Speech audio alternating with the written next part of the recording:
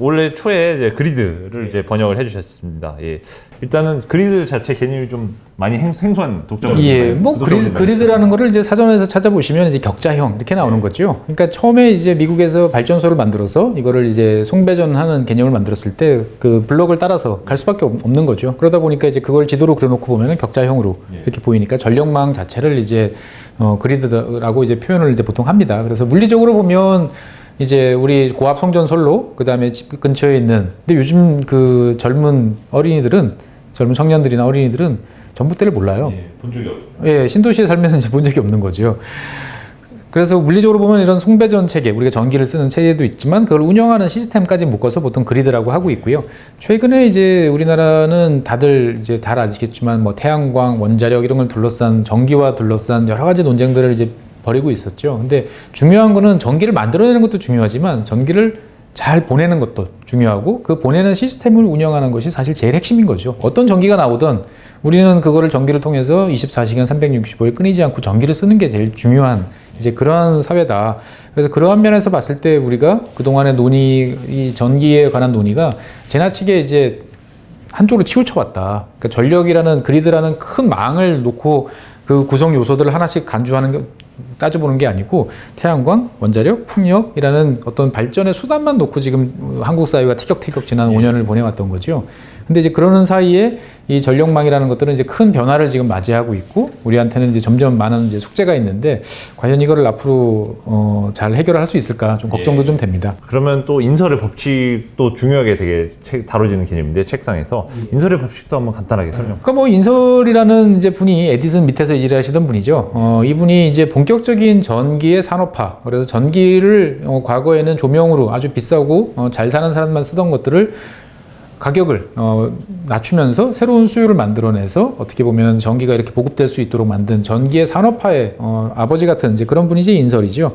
막판에 이제 사업이 이제 대공황 시절에 부도가 나면서 예, 상당히 이제 쓸쓸히 잊혀진 이제 존재가 되긴 했습니다만 인설이라는 분은 이제 자기가 이제 하나의 법칙을 만들어냈던 게 그거죠. 아까 말씀해 주신 것처럼 더 많은 전력을 공급을 늘리면 가격은 떨어지고 가격이 떨어지면 더 많은 수요가 나오고 그럼 그걸 충당하기 위해서 더 많은 수요를 공급을 하게 되면 또 가격이 떨어진 어떻게 보면 그 공급을 늘려서 수요를 창출해내는 이제 그러한 법칙이라고 이제 보여지는데 실제로 저는 이제 21세기의 인설의 법칙이라는 것들은 이제 뭐 인설의 법칙이라고 해야 될까요? 앞으로 이제 제일 중요한 게 저는 미래에 뭐가 키워드냐 그러면은 꼭 답을 하는 게 전 전기의 시대다라고 이야기를 해요. 왜냐면은 우리가 이제 기후변화에 맞서서 여러 가지 이제 행동들을 해야 되는데 그 답을 다 귀결을 하고 나면은 다 전기예요.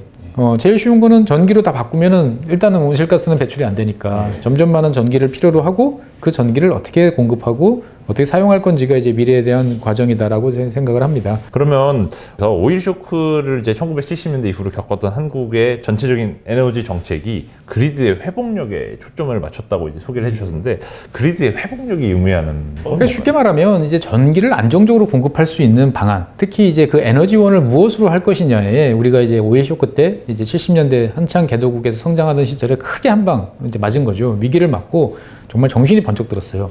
과거처럼 석유라는 자원을 그냥 돈 주면 바로바로 사와서 안정적으로 계속 할 수 있겠다라고 생각을 했는데 그런 시스템이 안 된다라고 생각을 했던 거죠. 그러니까 미국 같은 경우도 60년 하필 공교롭게도 60년대 후반에 석탄에서 석유로 이제 전력 생산의 어떤 화력 발전 시스템을 많이 옮기고 있었는데 그 시점에서 이제 오일 쇼크가 나면서 큰 충격을 받았던 거죠. 그래서 대한민국은 70년대, 80년대, 90년대를 거쳐가지고 이제 석유에서 벗어나서 처음에 이제 석탄, 그다음에 LNG, 원자력으로 대표되는 비교적 저렴하고 안정적으로 공급하고 우리가 쉽게 쌓아놓고 저장할 수 있는 그래서 전력망을 잘 유지할 수 있는 시스템을 이제 구축하는데 노력을 해왔고 그 성과를 이제 확실히 거뒀죠.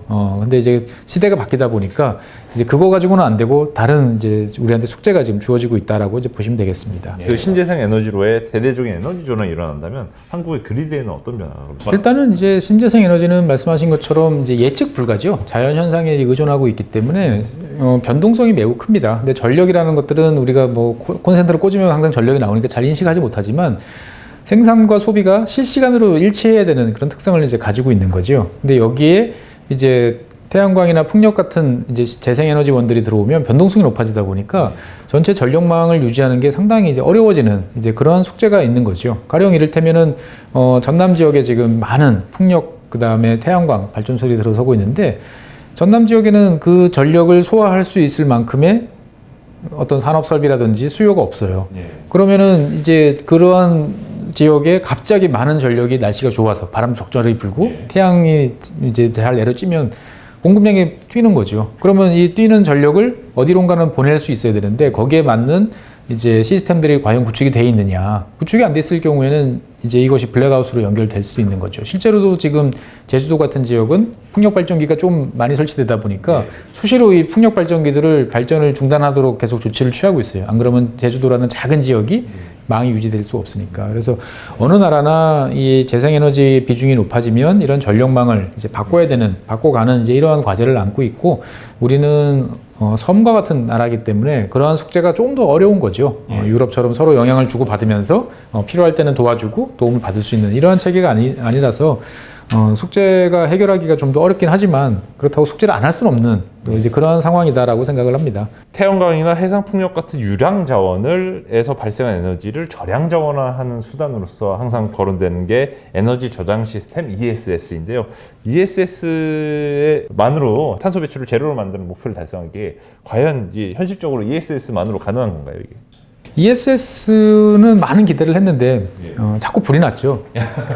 정말 자꾸 불이 나고 이 리튬이온 배터리에서 불이 나면 끌 수가 없기 때문에 상당히 이제 리스크가 좀 있는 거죠. 어떻게 보면은 저는 ESS가 중요한 역할은 하지만 만능 열쇠는 아니거든요.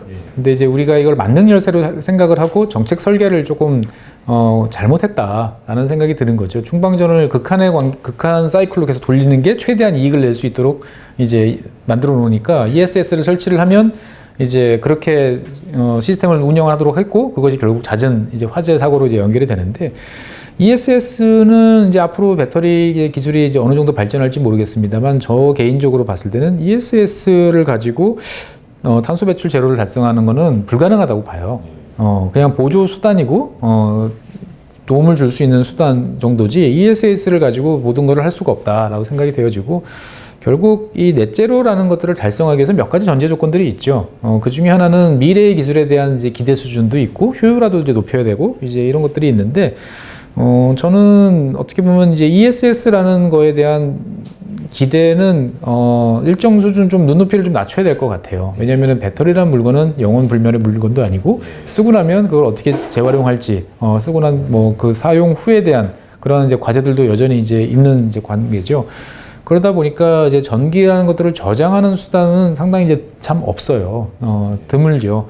그래서 저는 개인적으로는 이제 뭐 과거 환경단체에서 많이 반대해서 어려움을 많이 겪었지만 이제 그 양수발전소 이런 것들을 최대한 늘릴 수 때까지는 이제 늘려야 될 것 같고 다른 한편으로 보면 넷제로라는 것들은 이제 그 재생에너지의 발전도 있지만 석탄화력이나 기존에 이제 그 화석연료를 쓰는 열에서 나오는 대규모 이산화탄소를 저장할 수 있는 CCS 이런 것들의 기술 발전 이런 것들이 이제 같이 병행돼야 되는 거죠.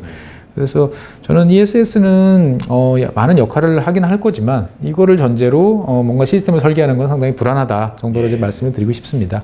그렇다면 말씀하신 김에 CCS요 탄소 포집 기술이라고 많이 정리가 되어 있죠. 최근 사실 ESG 투자가 전 세계적인 좀 대세가 되면서 기존의 전통적인 에너지 기업들, 석유를 취급하는 기업들이 많이 좀 이제 저평가를 받고 앞으로도 비전이 좀 불투명하다라는 평가를 많이 받는 상황인데요. 근데 거꾸로 이제 탄소 포집 기술을 노하우를 셰일오일을 채굴 하는 기업들을 위주로 탄소를 끌어모아서 지하로 넣어서 포집을 해버릴 수 있다. 뭐 그런 여러 가지 가능성이 제기되는데 예. 이런 가능성에 대해서는 어떻게 보나요? CCS 중에서 이제 보면은 탄소를 카본을 이제 캡처하고 스토리지잖아요. 그러면 기술은 사실은 캡처하는 거는 할 수 있어요. 우리도 이제 많은 투자를 했고 기술력을 이제 가지고 있는데 문제는 이걸 어디다가 저장할 것이냐. 그래서 어떻게 보면 대한민국의 좁은 국토라는 이러한 거에 다시 한번 우리가 또 어려움을 겪는 거죠. 제가 2009년에 노르웨이를 이제 방문한 적이 있어요.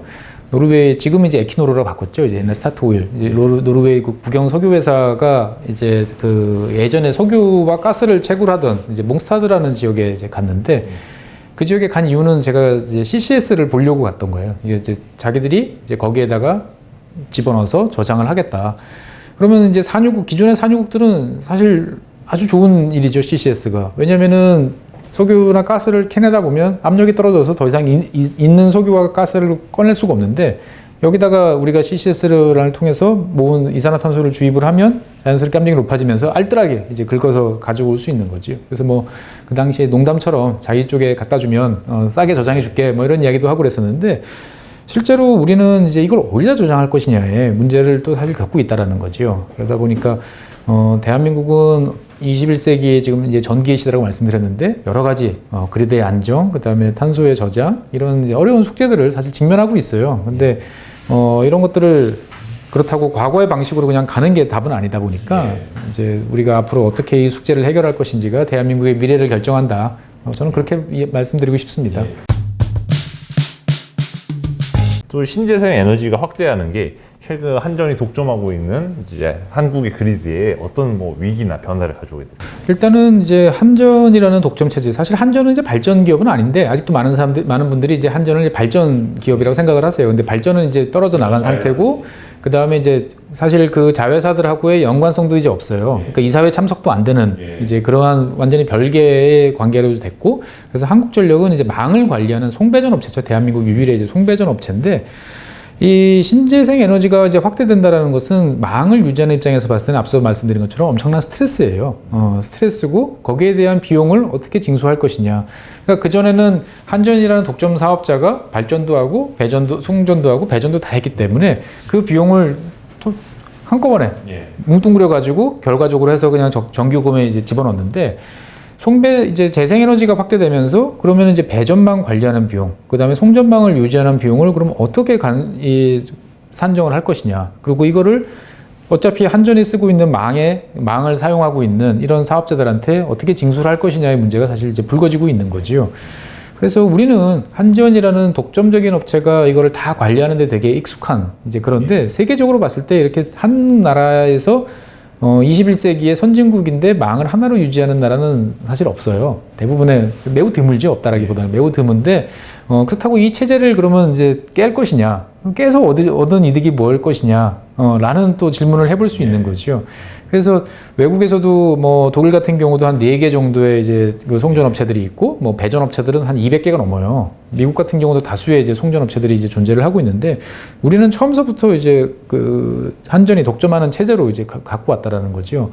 그러면 이제 이 체제를 과연 재생에너지의 비중이 확대되는 상황에서 맞는 것이냐, 어떤 것인지 한번 따져볼 필요는 있다라는 거죠. 근데 이제 그러려면 우리가 제일 이제 하나 인정해야 될 것은, 이제는 한전이 그 모든 걸 떠안고 꿀꺽해서 적자도 안 왔다가 또 어떨 때 보면은 원료가 내려갔을 때 전기요금을 내려가야 되는데 이거를 잠시 이제 늦춰줘가지고 흑자를 내서 상쇄를 시키도록 하는 이런 시스템에서 이제 벗어나야 된다라는 거죠. 근데 이제 이렇게 되면은 모두가 불편해지는 결과가 나올 수 있어요. 말씀하신 대로 그 모두가 불편한, 특히 올 여름 소비자들 많이 느끼셨을 겁니다. 에어컨 마음대로 틀지 못하는 가정용 전기의 누진 요금제에 대한 불만은 사실 계속 나오고 있는 상황인데요. 한국이 신재생 에너지나 아니면 스마트 그리드로의 이제 전환과 동시에 이 한국의 전력 소비자들의 효용과 후생 증대를 위해서는 이 두 가지를 모두 충족하기 위해서는 어떤 해결책입니까?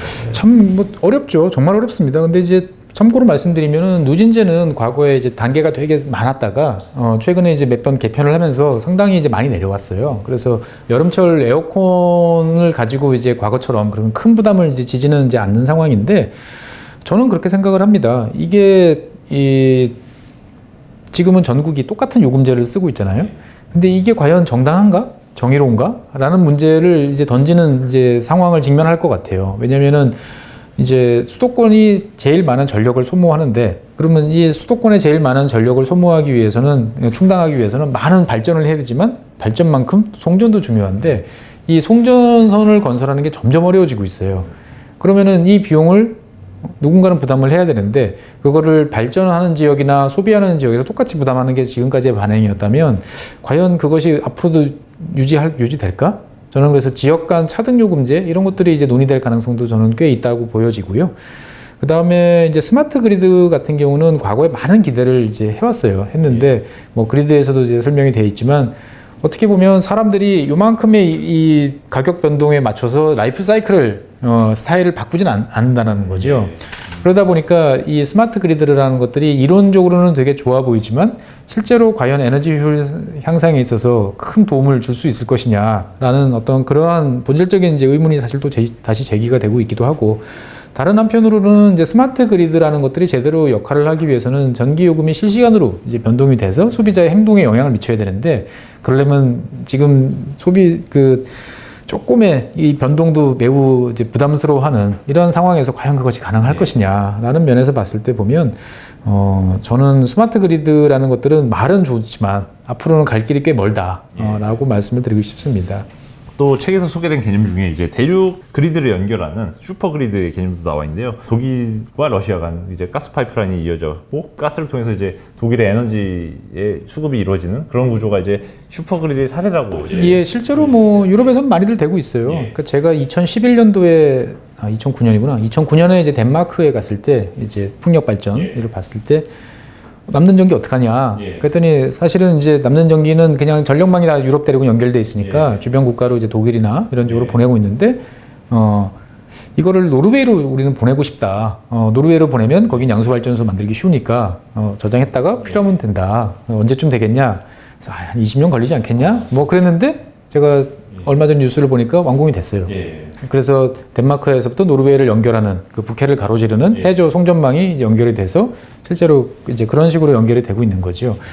그러니까 우리 같은 경우도 이 아까 말씀드렸던 그리드의 안정성을 달성하기 위해서는, 그리고 안정적인 자원, 에너지 자원의 확보, 이용 이런 것들을 보면 국가 간 연결에 대해서도 이제 신경을 좀 쓸 필요가 있다라고 생각이 되어지는 거죠. 근데 이제 이런 것들이 정치적인 문제들하고 이제 연결되어 있기 때문에 우리는 이제 익숙치 않은 이제 그러한 과제가 있는데, 뭐 우리는 이제 주로 러시아와의 이제 이야기들을 이제 많이 염두에 두는데, 사실 뭐 일본 왜 안 되나 이런 생각도 사실은 이제 좀 들고는 있고요. 그렇다고 해서 이것이 뭐 한꺼번에 큰 역할을 하지는 못해요. 근데 만약을 위한 서로가 이제 보상을 그 예비적인 어떤 그러한 역할을 이제 하고 있다라는 생각이 들고, 저는 앞으로 우리나라가 이제 전력 소비량이 현재에 비해서도 더 많이 늘어날 거라고 봐요. 영국 같은 경우도 풍력 발전으로 화력 발전, 석탄 화력 발전소를 다 치운 나라가 영국인데, SMR이라고 하는 소형 원자로를 또 나름대로 열심히 연구를 하고 있어요. 그래서 왜 그러지?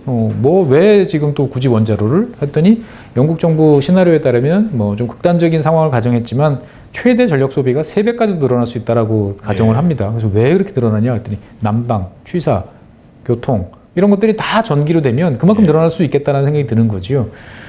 그러면은 이제 그거를 충당하는데 이제 풍력이나 이런 것들이 역할은 하지만 이제 변동성이 크니까 그 사이를 메꿔주는 존재로서 이제 원자력이라는 이런 친구들의 역할도 이제 중요하다라고 이제 보여지는데, 저는 이제 그런 면에서 봤을 때 우리도 이제 이런 것들을 고려를 해야 된다라는 거죠. 그래서 저는 이거는 좋고 이거는 안 돼, 이거는 선한 거고 이건 나쁜 거야라는 이런 고정관념을 지금은 이제 벗어야 된다. 특히나 우리처럼 10만 제곱킬로미터의 섬에서 모든 거를 다 해결해야 되는 입장에서 보면은 동원할 수 있는 모든 건 다 동원해서 최적의 조합을 찾는, 어떻게 보면 이게 가치 부여보다는 되게 실용적인 접근을 해야 되는데 우리가 지금은 좀 가치적인 데 매몰돼 있지 않나라는 생각인 거죠. 그래서 저는 가끔 좀 웃긴다는 생각도 들어요.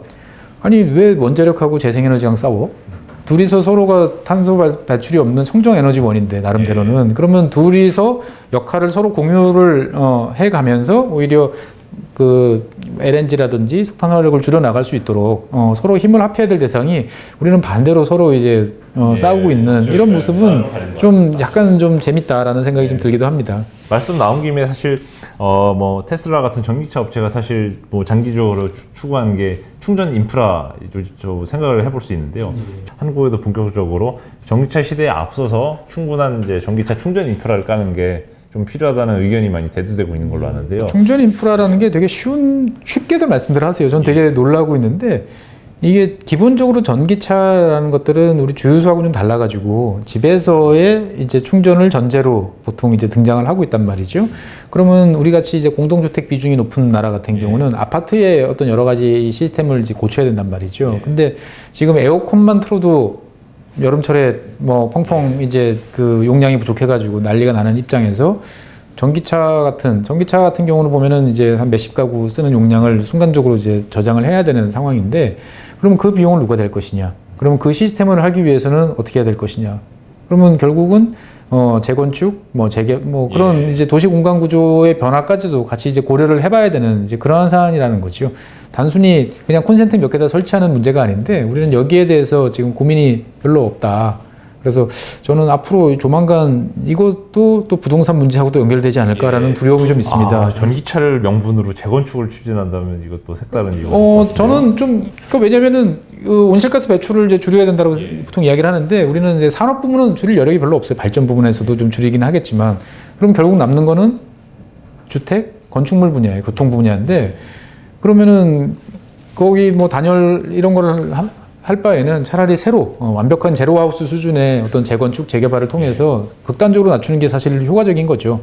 그러면 자연스럽게 재건축, 재개발 문제로 또 연결되다 보니까 사실은 쉽게 판단하기 어렵지만, 결국 세상의 문제라는 게 이렇게 어느 한 면만을 보고 그게 만능 열쇠로 다 문제를 해결해 주지는 않습니다.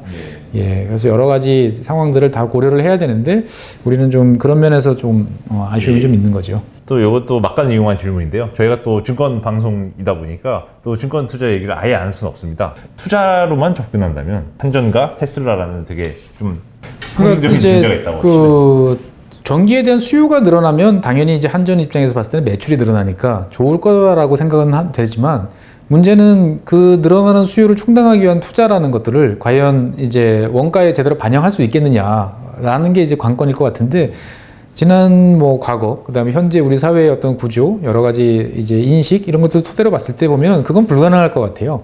그런 면에서 봤을 때 한전에 대한 투자는 한전이라는 기업이 자율적으로 판단해서 투자 비용을 가격에 얹어서 소비자한테 전가를 할 수 있다면 좋은 투자 대상이고 안정적인 수익원인데, 그런 시스템이 작동하기까지는 시간이 좀 많이 걸릴 것 같다. 그래서 당분간 한전의 주가는 좋아지기는 어려울 것 같다라는 게 제 개인적인 생각입니다. 한전 주주분들 파이팅 하시길 바라겠습니다. 선곡투자 기원하겠습니다. 지금까지 최준영 박사님 모시고 제가 한국을 둘러싼 지정학적 변화와 또 슈퍼그리드의 변화 사항에 대해서 다뤄보았습니다. 다음에도 더 알찬 콘텐츠로 구독자 여러분들 찾아뵙겠습니다. 감사합니다. 감사합니다.